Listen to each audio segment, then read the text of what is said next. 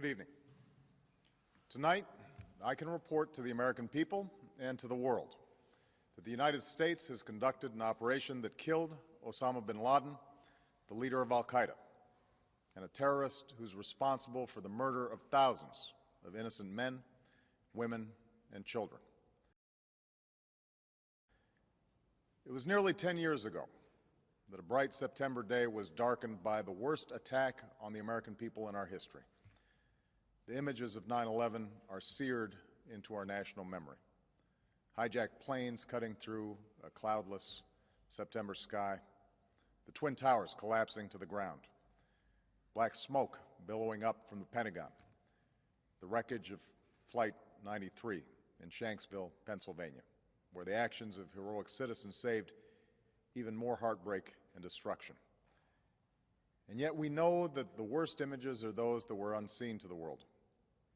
The empty seat at the dinner table, children who were forced to grow up without their mother or their father, parents who would never know the feeling of their child's embrace, nearly 3,000 citizens taken from us, leaving a gaping hole in our hearts. On September 11th, 2001, in our time of grief, the American people came together. We offered our neighbors a hand, and we offered the wounded our blood. We reaffirmed our ties to each other and our love of community and country. On that day, no matter where we came from, what God we prayed to, or what race or ethnicity we were united as one American family.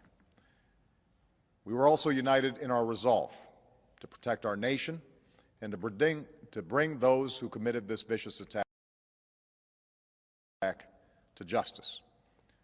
We quickly learned that the 9/11 attacks were carried out by al-Qaeda, an organization headed by Osama bin Laden, which had openly declared war on the United States and was committed to killing innocents in our country and around the globe. And so we went to war against al-Qaeda to protect our citizens, our friends, and our allies. Over the last 10 years, thanks to the tireless and heroic work of our military and our counterterrorism professionals, we've made great strides in that effort. We've disrupted terrorist attacks and strengthened our homeland defense. In Afghanistan, we removed the Taliban government, which had given bin Laden and al-Qaeda safe haven and support. And around the globe, we worked with our friends and allies to capture or kill scores of al-Qaeda terrorists, including several who were a part of the 9/11 plot.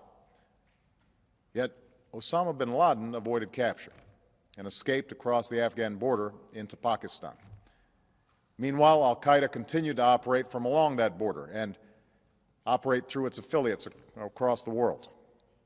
And so shortly after taking office, I directed Leon Panetta, the director of the CIA, to make the killing or capture of bin Laden the top priority of our war against al-Qaeda, even as we continued our broader efforts to disrupt, dismantle, and defeat his network. Then, last August, after years of painstaking work by our intelligence community, I was briefed on a possible lead to bin Laden. It was far from certain, and it took many months to run this thread to ground. I met repeatedly with my national security team as we developed more information about the possibility that we had located bin Laden hiding within a compound deep inside Pakistan. And finally, last week, I determined that we had enough intelligence to take action and authorized an operation to get Osama bin Laden and bring him to justice. Today, at my direction, the United States launched a targeted operation against that compound in Abbottabad, Pakistan. A small team of Americans carried out the operation with extraordinary courage and capability. No Americans were harmed. They took care to avoid civilian casualties. After a firefight, they killed Osama bin Laden and took custody of his body. For over 2 decades, bin Laden has been al-Qaeda's leader and symbol, and has continued to plot attacks against our country and our friends and allies. The death of bin Laden marks the most significant achievement to date in our nation's effort to defeat al-Qaeda.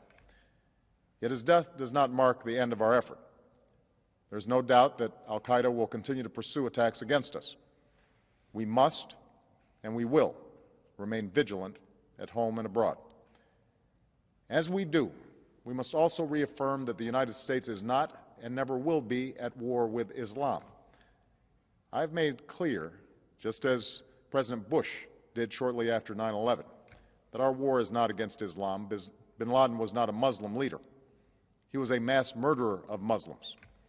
Indeed, al-Qaeda has slaughtered scores of Muslims in many countries, including our own. So his demise should be welcomed by all who believe in peace and human dignity. Over the years, I've repeatedly made clear that we would take action within Pakistan if we knew where bin Laden was. That is what we've done. But it's important to note that our counterterrorism cooperation with Pakistan helped lead us to bin Laden and the compound where he was hiding. Indeed, bin Laden had declared war against Pakistan as well and ordered attacks against the Pakistani people. Tonight, I called President Zardari, and my team has also spoken with their Pakistani counterparts.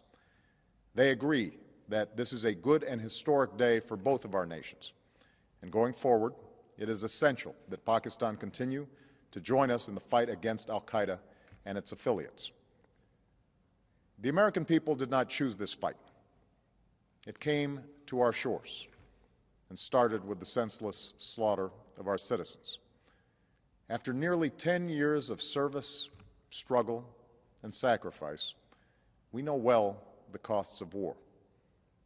These efforts weigh on me every time I, as Commander-in-Chief, have to sign a letter to a family that has lost a loved one, or look into the eyes of a service member who's been gravely wounded. So Americans understand the costs of war. Yet, as a country, we will never tolerate our security being threatened, nor stand idly by when our people have been killed. We will be relentless in defense of our citizens and our friends and allies. We will be true to the values that make us who we are. And on nights like this one, we can say to those families who have lost loved ones to al-Qaeda's terror, justice has been done. Tonight, we give thanks to the countless intelligence and counterterrorism professionals who've worked tirelessly to achieve this outcome. The American people do not see their work nor know their names, but tonight they feel the satisfaction of their work and the result of their pursuit of justice. We give thanks for the men who carried out this operation, for they exemplify the professionalism, patriotism, and unparalleled courage of those who serve our country. And they are part of a generation that has borne the heaviest share of the burden since that September day. Finally, let me say to the families who lost loved ones on 9/11 that we have never forgotten your loss, nor wavered in our commitment to see that we do whatever it takes to prevent another attack on our shores. And tonight, let us think back to the sense of unity that prevailed on 9/11. I know that it has at times frayed, yet today's achievement is a testament to the greatness of our country and the determination of the American people. The cause of securing our country is not complete, but tonight we are once again reminded that America can do whatever we set our mind to. That is the story of our history. Whether it's the pursuit of prosperity for our people or the struggle for equality for all our citizens, our commitment to stand up for our values abroad, and our sacrifices to make the world a safer place. Let us remember that we can do these things not just because of wealth or power, but because of who we are. One nation, under God, indivisible, with liberty and justice for all. Thank you. May God bless you, and may God bless the United States of America.